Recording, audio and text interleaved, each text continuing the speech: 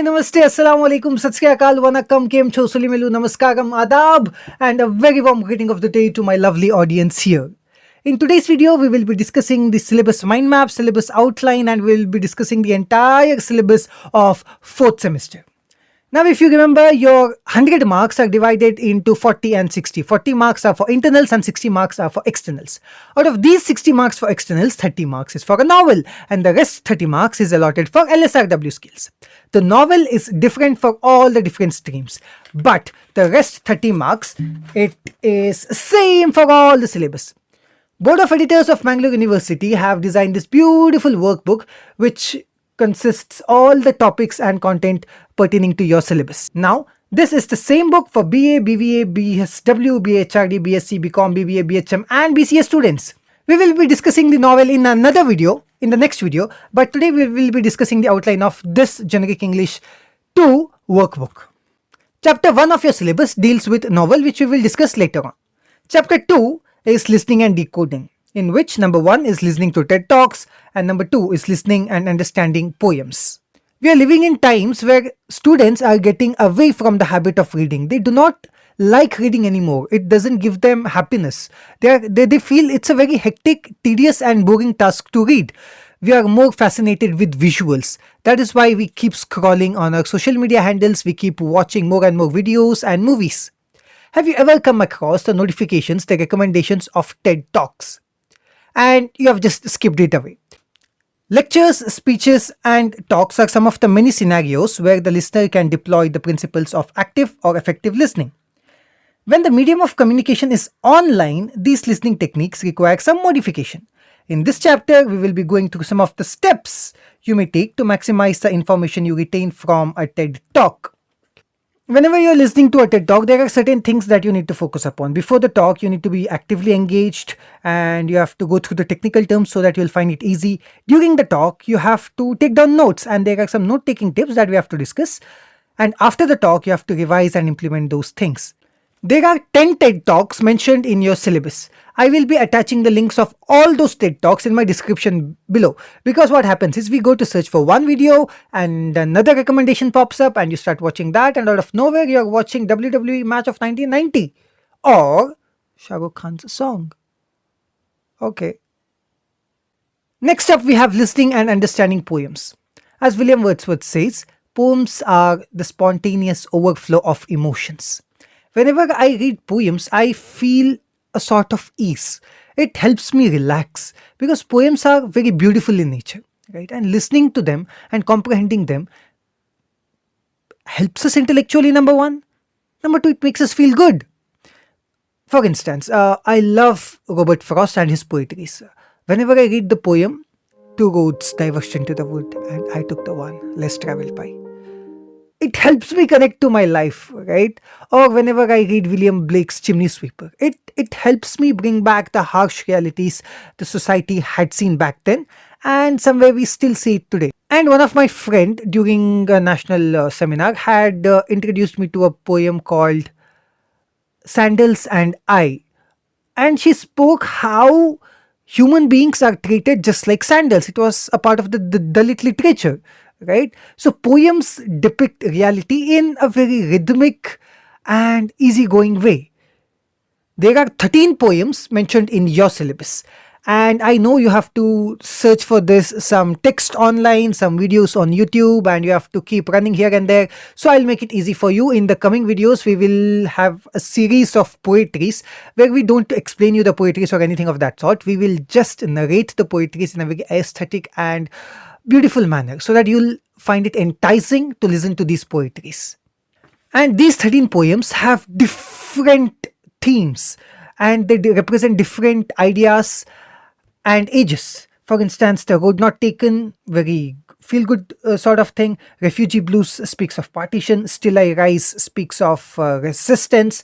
And the Black Movement, If by Rudyard Kipling, Oh Captain, My Captain, A Zam of Life, The Duck and the Kangaroo, On Seeing a White Flag Across by Road, Our Strange Lingo, which speaks of language, very beautiful, written by Lord Cromer. Money Madness, it's still relevant to this date. Telephone Conversation. Then there is Soap by Nassim Ezekiel. If you read this poetry, you'll think, okay, is this the correct version of it?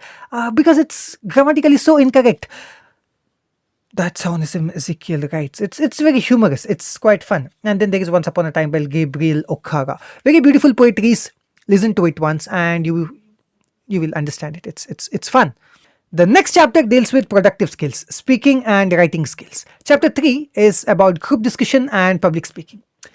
No matter where you go in your life, you have to speak. You become an actor, a journalist, you have to speak, or you become a teacher, you have to speak. You get into any desk job, any MNCs. There you have to present your reports to your colleagues, your board members, or your teams, your peers, etc. And that is where public speaking skills comes into picture. Then there is group discussion. Whichever companies you go, in the preliminary rounds, they have this interview round, which is called as group discussion, where you have to sit together with a bunch of people and you have to speak. You should know the art of group discussion. Okay, there are some techniques to be followed in public speaking and group discussions, and it is beautifully explained in this book. Okay, the workbook that you have. We will discuss this in detail in the coming video. The things that we discussed till now were meant for your internal purpose. Now your external syllabus deals with different types of writing. Chapter 4 is technical writing, where we discuss about scientific writing, copywriting, travel writing, and article writing. What is scientific writing? It is quite scientific and technical in nature. Okay, there are different things that we discuss. For instance, how to write a journal article or research paper. There is an abstract, keywords, introduction, literature review, methods, observation or results, discussion, conclusion, disclaimer and disclosure, references, etc. And then there is lab report, scientific posters, research proposals, and writing for publication. We discuss in detail how to write all these in the coming videos. Next up is copywriting. No, not the copy that you used to write in your high school. 2 lines Kannada, 3 lines Hindi, 4 lines English copywriting. No, not that. Copywriting consists of creating written content for marketing purposes. The stuff that you come across on Instagram, social media, or newspapers, pamphlets, etc., they are all a part of copywriting. Through copywriting, you're marketing a specific product or service, and you're stimulating the customers to take some action, as in to buy the product and service, to visit the channel, to reply, to respond, etc. Next up, we have travel writing. Imagine you're going to an unknown place. What do you do usually? What do you do before initiating your journey? What I do is we go to YouTube or Google and we search for that specific place and we see the reviews. We see the travel logs that exist on that specific place. Recently, we had been to a place, I do not remember the name definitely. And when we were about to start our journey, we saw some students coming down. They were carrying salt, Dettol sanitizer, matchbox, and all the stuff. We were asking them, why did you carry all these? They informed us that there are a hell lot of leeches there. If you go without these, they're going to suck all your blood. We asked them, okay, we did not know about this. How do you know? We read a blog post on this place. We researched about this place before starting our journey. That is where travel writing comes into picture, where people speak of some specific destinations, what are the advantages of visiting those places, and what are the different routes you can take in, etc., etc., etc. Travel writing is very resourceful to a lot of people, and we learn how to write this travel logs in the coming videos. Next up is articles. What is articles? A piece of writing on a newspaper, a magazine, or internet platforms. There are different types of articles. For example, news report, review of movies that you see on Goodreads, Rotten Tomatoes, IMDb, etc., and opinion pieces. E-correspondence and content writing skills. What is correspondence? Correspondence means letters sent or received.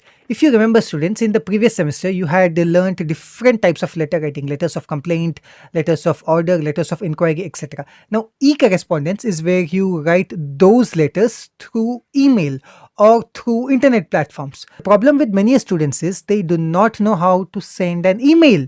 There are casual emails and professional emails. Casual emails are quite okay. Whatever you enter the address, you send it, that's fine. But when it comes to professional emails, there is a long procedure that you need to follow. There are many parts in an email. For example, where the 2 boxes where you input the recipient's email ID. Then there is CC, carbon copy. Then there is BCC, subject, salutation and greeting, message body, complimentary close, signature, attachments, etc. What are these? We will discuss this in specific in a separate video. The last chapter is social media content writing, where we learn about blog writing, podcast writing, writing on Twitter, Facebook, Quora, Instagram, etc. This is the era of social media. And the proper utilization of social media, the proper influence of content on social media can reach a great spectrum of audience. Now, different social media platforms require different writing skills. You cannot copy paste the same content in different social media platforms. For instance, you can write the big essay on your personal blog, but you cannot copy paste on Twitter. Twitter has the character limit of 280 characters. So you need to know the art of condensing that information into 280 characters. When it comes to Instagram, it's different. When it comes to Facebook, it's quite different. So these different social media platforms require different writing skills, and we will be discussing those writing skills in the coming video. Yes, students, so that's all your syllabus is all about. It's quite simple, it's technical, and it is amazingly resourceful too. The things that you learn on your syllabus in fourth semester will definitely help you throughout your careers. In the upcoming video, we will be brainstorming the novels that are a part of your syllabus. So stay tuned for the next video, and until next time, keep smiling, keep learning.